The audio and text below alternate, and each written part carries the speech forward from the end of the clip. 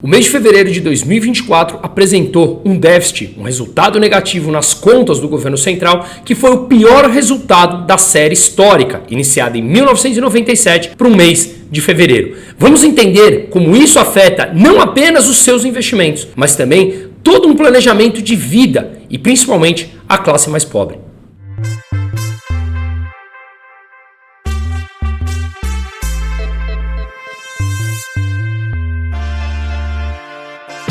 O governo central, que é formado pelas contas do Tesouro Nacional, o Banco Central do Brasil e a Previdência Social, apresentou um déficit de 58,4 bilhões de reais em suas contas públicas no mês de fevereiro de 2024. Repito, foi o pior mês para a série histórica medida desde fevereiro de 1997. Olhando aqui nessa imagem divulgada pelo site do Poder 360, vemos nitidamente o mês de fevereiro desse ano 2024, onde as contas tiveram esse resultado de mais de 58 bilhões de reais negativo, superando o mês de fevereiro de 2020, onde tínhamos apresentado um resultado de 33 bilhões, no começo ali da pandemia. E mais, superou também o que havia sido, desde 2013, o pior mês de fevereiro, que era 38 bilhões de reais de resultado negativo, mas ainda no governo da Dilma, que representou a crise, a maior crise brasileira na história contemporânea, onde o PIB caiu 7% em 2 anos. Mas voltando aqui na análise, vamos olhar não apenas o mês de janeiro e fevereiro, mas fazer toda uma análise mais completa de como esse resultado ele é extremamente preocupante e, seguindo na trajetória, esse resultado se intensificará, principalmente olhando no médio e no longo prazo. No final do vídeo a gente vai mostrar como o mercado responde a isso. E o mercado, estamos falando que somos todos nós, os agentes econômicos. E por mais que aquela pessoa mais pobre da sociedade diga que não tem acesso ao mercado, o mercado coloca preço naquilo que é uma resposta às ações políticas e também à macro e microeconomia. Portanto, o preço do pãozinho na padaria é afetado diretamente por políticas econômicas, locais e estrangeiras, colocando assim todos, inclusive os mais pobres, dentro desse mercado que somos afetados diretamente. Ao olharmos no acumulado do ano, ou seja, o mês de janeiro e fevereiro, temos um superávit de 20,94 bilhões de reais. Porque o mês de janeiro, como já tivemos a oportunidade de analisar em outros vídeos, teve uma arrecadação recorde. Isso não significa que seja positivo. O governo arrecadou mais por conta da tributação. Ele tirou mais dinheiro de forma coercitiva, obrigatória, de nossas mãos, dos pagadores de impostos e também das empresas, tirando a nossa capacidade de consumo e tirando a capacidade de investimento das empresas, que geram renda e geram emprego. Portanto, essa arrecadação maior deu um resultado positivo no mês de janeiro de 2024. Mas voltamos à realidade. E o mês de fevereiro apresentou o pior resultado da série histórica desde 1997. Lembre que a economia analisamos no médio e no longo prazo, nunca o resultado de um mês ou um ano. Isso pode parecer coisas extremamente positivas ou negativas quando temos que olhar um resultado realmente no médio e no longo prazo, olhando produtividade, crescimento sólido e sustentável, coisa que no Brasil, infelizmente, não temos. Pois bem, ao olharmos esse superávit também no mês de janeiro e fevereiro, ele representa, apesar de ser positivo, o menor saldo positivo em valores correntes do que foi em 2023. Esse saldo positivo no mês de janeiro e fevereiro de 2023 tinha sido de 38 bilhões. Esse ano foi de 20 bi. Estamos falando da somatória positiva, superávit de janeiro e fevereiro. E agora vamos nos debruçar no mês de fevereiro, mostrando que tudo já voltou à trajetória negativa e que no mês de janeiro tinha sido apenas esse aumento da arrecadação, ou seja, tiraram dinheiro coercitivamente da mão da população e das empresas. Vamos olhar aqui essa imagem divulgada pelo relatório oficial do governo central. Ao olharmos aqui, em fevereiro de 2024, tivemos um déficit primário, ou seja, não está incluído o valor de juros ainda, apenas o resultado primário de 58,4 bilhões, frente a um déficit em fevereiro de 2023 que tinha sido de 40,6 bi, ou seja, de fevereiro de 23 a fevereiro de 2024, olhando apenas esse mês de fevereiro, o déficit saltou de 40 para 58,4 bilhões de reais. Continuando aqui nessa imagem, a gente consegue ver que o resultado primário, onde está aqui em volta de vermelho, em janeiro e fevereiro de 2023 e 2024, caiu. Havia sido esse superávit de 38,2 bilhões e agora foi 20,9 bilhões, uma queda expressiva contando o mês de janeiro e fevereiro. Ao olharmos já o mês de fevereiro apenas, saímos de um déficit em 2023 de 40 bi para um déficit de 58,4 bilhões em 2024. Olhando já mais à direita, nessa variação percentual, a gente vê que, comparando o déficit de fevereiro de 2023 a fevereiro de 2024, o déficit cresceu 37,7%. Isso já descontado a inflação, portanto é um crescimento real, algo bastante expressivo que não pode ser deixado de lado. Olhando mais a fundo no relatório, fazendo uma análise mais aprofundada, a gente vê que as receitas, divulgadas também pelo relatório do governo, foi de 189,3 bilhões de reais no mês de fevereiro. O governo central arrecadou 189 bilhões apenas no mês de fevereiro, o que representa um crescimento de 18%, um crescimento real já descontado a inflação, frente a fevereiro de 2023. Ou seja, fevereiro de 2024, a arrecadação foi 18%, descontada a inflação maior do que foi em fevereiro de 2023. Claro, aumento de impostos aumenta a arrecadação. Essa despesa, em contrapartida, cresceu 27% em comparação a fevereiro de 2023. Imagina você fazer isso na sua casa ou fazermos isso na nossa empresa. A receita cresce 18% descontada a inflação, porém as despesas crescem 27% descontadas a inflação também. É claro que é uma bomba relógio. A gente consegue ver isso nos dados oficiais divulgados em toda a íntegra. Não é fácil de analisar esses dados, mas a gente consegue analisar tranquilamente ao nos debruçarmos e pararmos 20 minutos para ler esse relatório, que eu vou deixar o link aqui no descritivo. De acordo com o Tesouro, de acordo com o governo central, essa variação de aumento de receita de 18% se dá da seguinte maneira: imposto sobre a renda, tivemos um aumento, ou seja, eles tiveram um aumento de 8,7 bilhões na arrecadação. COFINS, um aumento de 5,8 bilhões. PIS, uma alta de 2 bilhões de reais. Dividendos e participações, uma queda de 3,7 bilhões e demais receitas, uma alta de 4,3 bi. Ou seja, vemos que as altas aqui da arrecadação do governo, de 18% frente a fevereiro de 2023, se dá única e exclusivamente por aumento de impostos, tirando coercitivamente, repito, dinheiro da população e dinheiro das empresas, portanto diminuindo a capacidade de consumo e diminuindo a capacidade de investimento das empresas. Já olhando as despesas, que mencionamos que ela teve uma alta de 27% de crescimento real frente a fevereiro de 2023, a gente vê que essas despesas cresceram quase 30 bilhões em sentenças judiciais e precatórios, já vamos chegar lá. Benefícios previdenciários cresceram quase 4 bilhões de reais.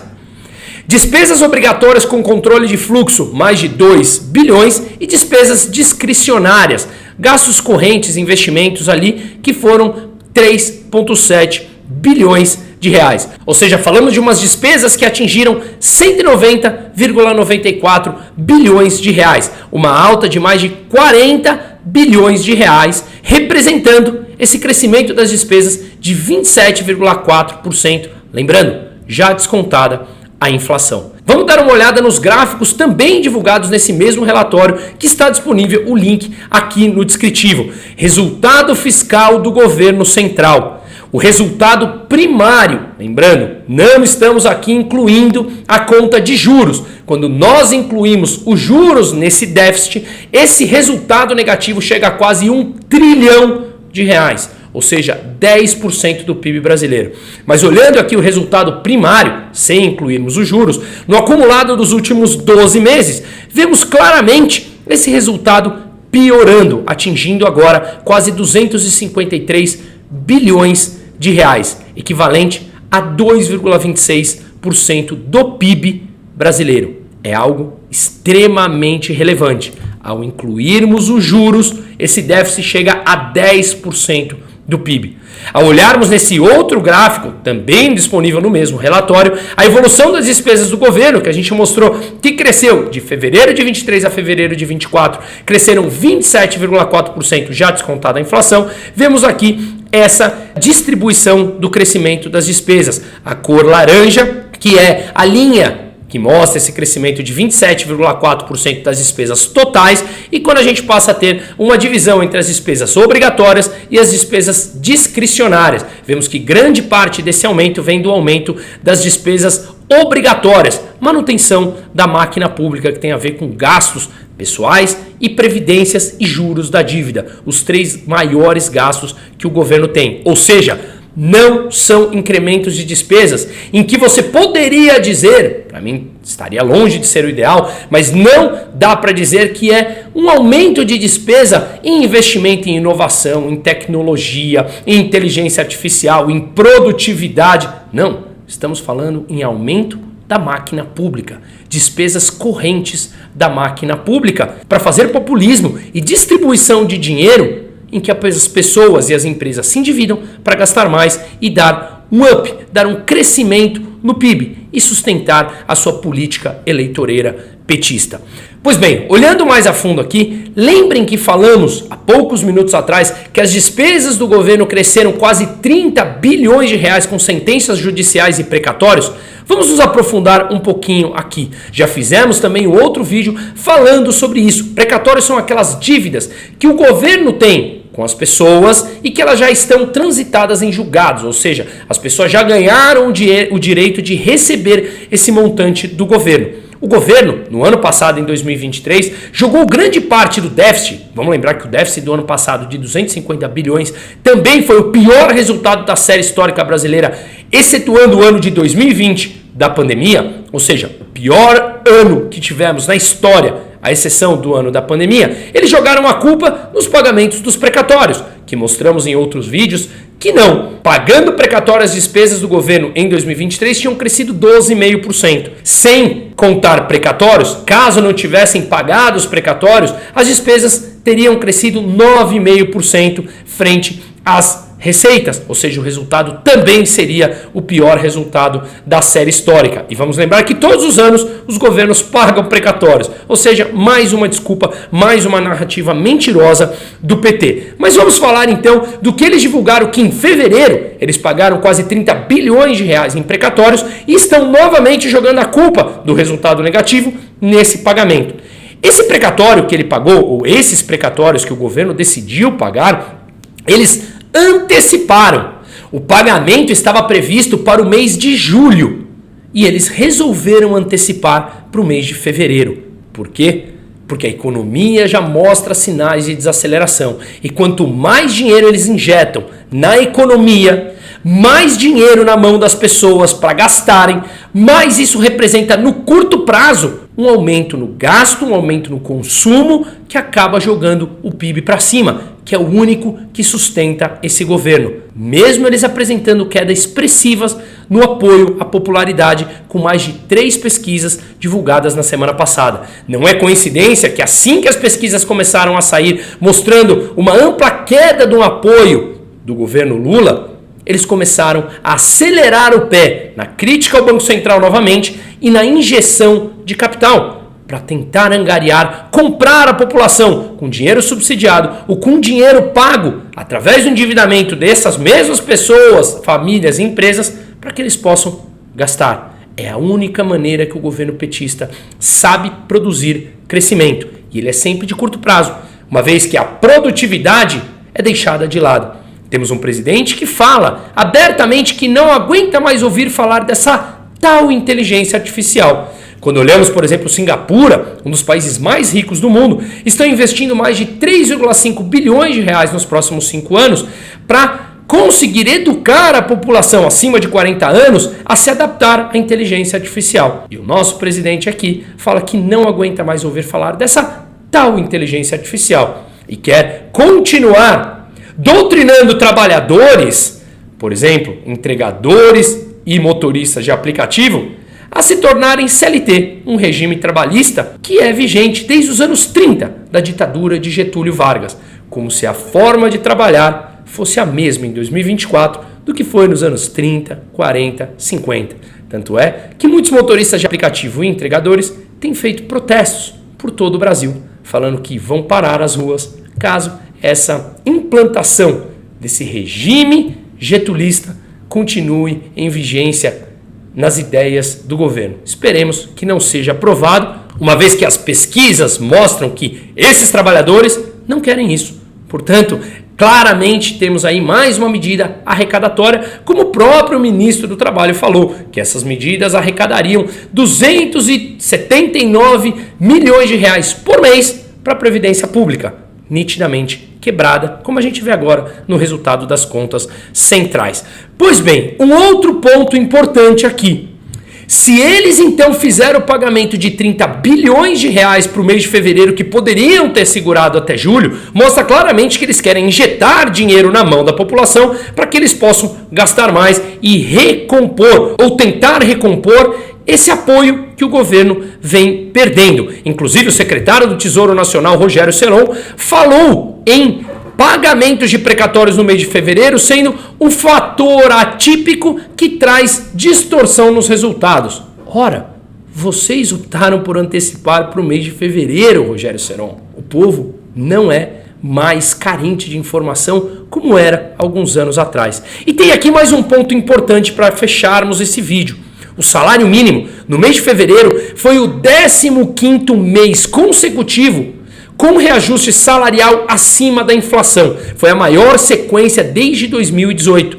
A matéria parece muito interessante e muito importante, não é mesmo? E sim, claro, que pudéssemos sempre manter o poder de compra da população via salário. Ocorre um problema. Se você aumenta o salário acima da produtividade, mais cedo ou mais tarde as empresas terão que mandar embora os seus trabalhadores. Se um trabalhador produz R$1.000 para a empresa de lucro e tem que pagar 5 mil para ela, mais cedo ou mais tarde esse prejuízo se mostrará através da demissão desse trabalhador. Caso contrário, a empresa irá à falência com prejuízos consecutivos. Ou seja, estamos falando que no mês de fevereiro, o reajuste via negociação coletiva, claro, o sindicato sempre envolvido, chegou a 5% de correção salarial. Em 2024, 89,1% das negociações salariais resultaram em reajustes acima do INPC, o Índice Nacional de Preços ao Consumidor, que a projeção para os próximos 12 meses é de 4%. Ou seja, há expectativa de maior aumento ainda em negociação coletiva de salários. Olhando essa ótica, se fala, pode ser bom. Só que isso representa maior poder de consumo da população, que coloca maior pressão na inflação, que, consequentemente, é uma resposta às políticas públicas de endividamento. Quanto mais endividado é um país, mais coloca pressão na curva de juros, não na Selic, na curva de juros futura, negociada por livre oferta e demanda no mercado, encarecendo o crédito, dificultando o maior acesso das empresas ao crédito. E isso, obviamente, se traduz em produtos e serviços mais caros, com uma moeda mais desvalorizada, uma vez que as contas públicas seguem crescendo o seu endividamento, o seu déficit, como a gente mostrou aqui, o dinheiro, a moeda, tende a perder fôlego, tende a se desvalorizar. E uma moeda mais desvalorizada ao longo do tempo significa preços de produtos e serviços mais caros que afetam diretamente a camada mais pobre. Ainda mais em ano eleitoral, em que os candidatos e os que foram recentemente eleitos adoram fazer pressão com obras públicas que demandam mais trabalhadores, botando mais pressão ainda no reajuste salarial. E isso pode pressionar a inflação. E, de novo, Com as contas públicas deterioradas, a inflação mais cedo ou mais tarde se mostrará mais presente e as taxas de juros representam um encarecimento do crédito e, consequentemente, um aumento dos produtos e dos serviços, consequência da desvalorização dessa moeda. Ao olharmos aqui, por exemplo, nesse gráfico, o que a gente vê, isso aqui é a representação da curva de juros futura com vencimento em 2027. Olhando aqui, se pegarmos no final de dezembro de 2023, onde está a flechinha agora, a gente vê que essa taxa de juros, o mercado estava precificando que estaria em 9,6%, lá em 2027, a Selic. Agora o mercado já está precificando que ela está acima de 10,15%, ou seja, um aumento de 5%. Ora, mas a Selic não vem caindo? Claro, a Selic vem caindo, mas o mercado mostra que há uma desconfiança muito grande com as contas públicas, consequentemente, uma pressão fiscal, um gasto público maior, que leva a um endividamento público, que leva a uma moeda mais desvalorizada e, portanto, as taxas de juros no mercado negociada livremente, mesmo que a Selic caia, ela sobe. E quando ela sobe, naturalmente encarece o crédito e mais cedo ou mais tarde chega os preços de produtos e serviços mais caros na mão da população. Quanto mais baixa a renda for a população, maior o aumento do preço representa frente à sua renda total. E, portanto, maior prejuízo, maior queda no poder de compra dessa camada da população, que é justamente quem historicamente apoiava o PT. Para finalizar, a gente mostra aqui que saiu uma matéria hoje que, apesar do otimismo apresentado no relatório de receitas e despesas divulgadas, essa semana a situação não está boa, diz Barreirinhas. Abre aspas, o secretário da Receita Federal, Robinson Barreirinhas, disse em audiências na Câmara que a situação das contas públicas não está boa. Segundo ele, o otimismo apresentado no primeiro relatório bimestral de avaliação de receitas e despesas é um retrato do momento, mas afirmou que o governo enfrentará problemas se não forem aprovadas as medidas compensatórias discutidas pelo Congresso, como, por exemplo, a reestruturação do PERSE, reoneração do setor de eventos, que tem um impacto de 14 bilhões de reais se for mantido. Barreirinhas também citou outras medidas que pressionam as despesas do governo, como a correção da tabela do imposto de renda à pessoa física e do salário mínimo, além do programa de mobilidade verde Mover anunciado hoje. Ou seja, o governo nem pensa em cortar as suas despesas. Ele apenas quer colocar mais pressão no legislativo para que aprove o aumento dos impostos.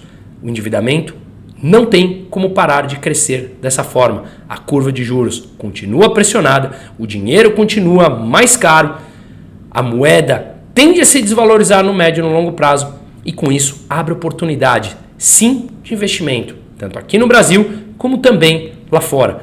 O meu e-mail está disponível aqui no link do descritivo, que é justamente o nosso dia a dia. Atenção à compreensão dos dados públicos. A situação é extremamente complicada no médio e no longo prazo. Seguimos.